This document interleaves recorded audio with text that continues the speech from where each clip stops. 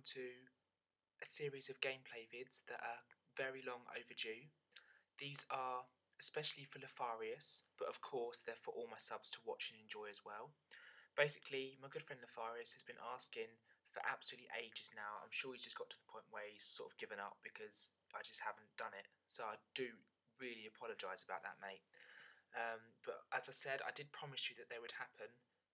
So they were going to happen at some point, I just didn't know when. But today I've managed to find some time to do a few for you.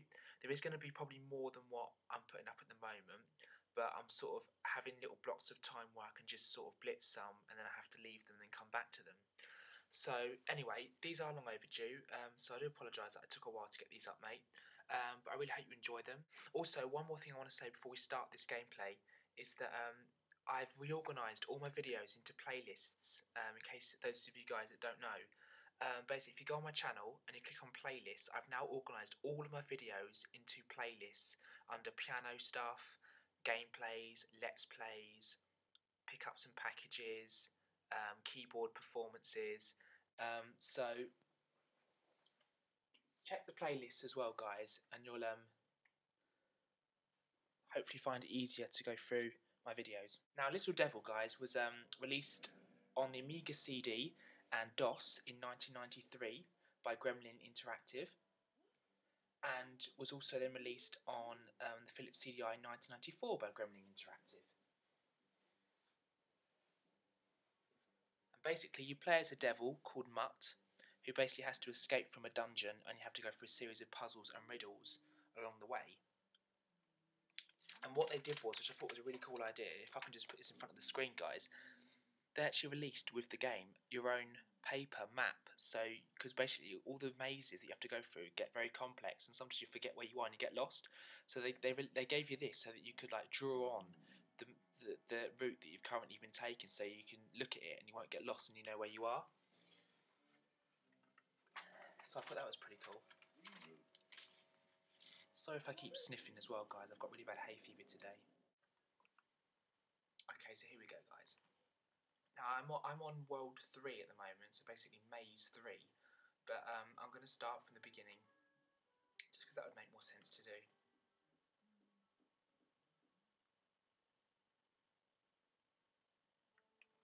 Okay, so before you actually even enter the maze, what you have to do here is you basically just have to fight this green kind of goblin, whatever it is, creature.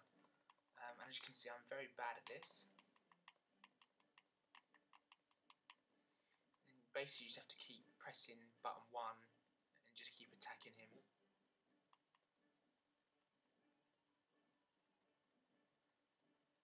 And eventually, he will fall off the bridge.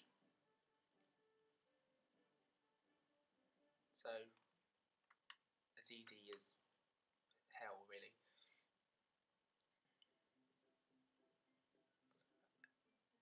And this is where you lose your stick as well.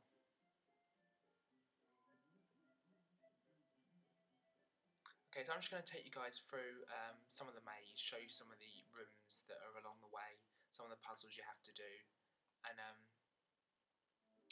we'll just play it like that. So this is the maze then. Basically, in your top left-hand corner, it tells you where you're going,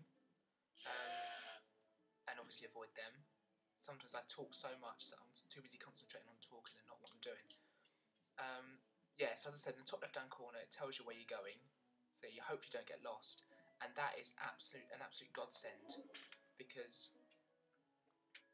if that wasn't there, you would just be completely buggered because you wouldn't have a clue where you was. So that thing up in the top left-hand corner is absolutely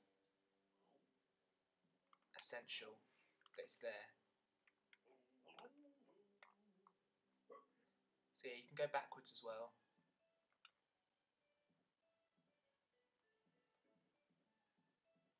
So we haven't been in there yet, so I could either go in there or just carry on going forwards.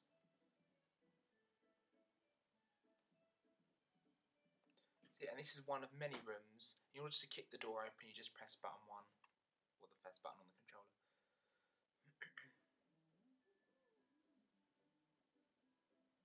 The other thing about this game is it gets confusing because sometimes you think, what is in this door? Sometimes you try and go back to a certain room and you can't remember where it was.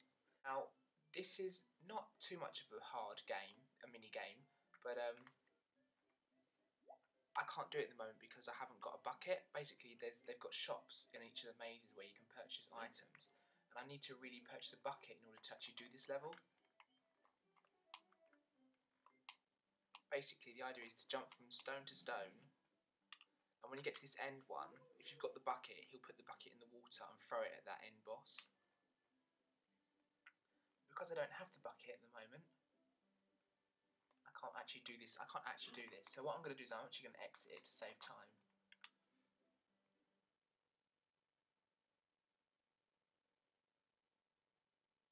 But I'm not going to aim to sort of complete any of the riddles and puzzles because I actually haven't got time.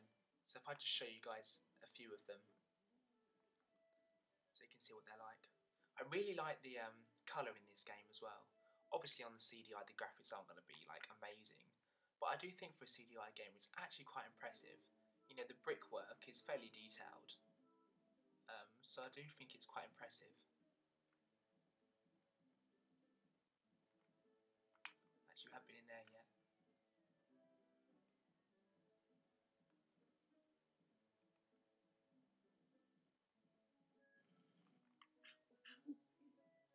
This is actually a very fun game.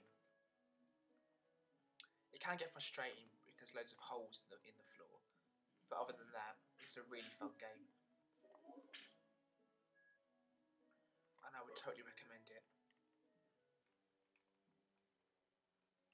Whoops. So we also find keys along the way as well, and they open massive doors.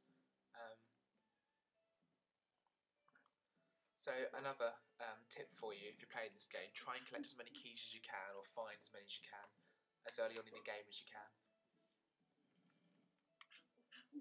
So then you don't approach a door later on and you're like, oh, I haven't got a key actually for that. Then you have to go back and try and find it. There we go. That's dead end. You can see in the top left hand corner that stops that path. And I'm thinking it just takes you to a room that I can't do at the moment. So I'm going to go this way, see if I can find any more doors I haven't actually been in. And you can defeat the mini-games. And also you get a certain amount of time to do these as well, because as you saw at the bottom of that last screen, you've got a flow of a red bar that's going down. Basically it's your health, and then as soon as it gets right down, you automatically die. Right, so this is the shop, guys. Now I've got 3,400 in cash to use. So this spray can is what's for that last minigame spider. You spray at his head. This bucket is what was for the stepping stone minigame that I showed you a little while ago. Now I haven't got enough to buy that or that, so it's fine. But basically, it's a really good game. All you need to do is just collect items. Buy items from the shop. So find the shop first, ideally. Well, try and collect some money first, then find the shop. Buy as many of the items as you can so that you haven't got to go back to the shop. And then just work out with each minigame what item you've got to use in that minigame. And then you just progress like that. So I've now got the spray can, as you can see. You do that by pressing button 2. So you can see his head's flashing because I'm actually hurting him. The problem is you have to try and stamp on the spiders while you're hurting him, because if too many spiders actually make contact with you, you die anyway because they wrap you up in a web. If you can get him as many times without getting hit by the spiders, then his head will explode. But obviously I didn't make it because too many spiders got hold of me. And then there's another sad cutscene. So that's basically it, guys. Just with each maze, it's full of riddles and puzzles. Try and get as much cash as you can, which they'll be dotted around the maze, money bags. Go to the shop, buy as many items as you can, go to each mini game, and just progress through like that. Yeah, I'd give it about an 8 out of 10, to be honest. It's actually very impressive. I always enjoy playing it when I do. And it's just very humorous as well, and the graphics actually for a CDI game pretty good, and even the music's quite nice and relaxing as well, and I really enjoy that too. So do pick this one up if you fancy it, guys, and I'll see you soon for another gameplay vid.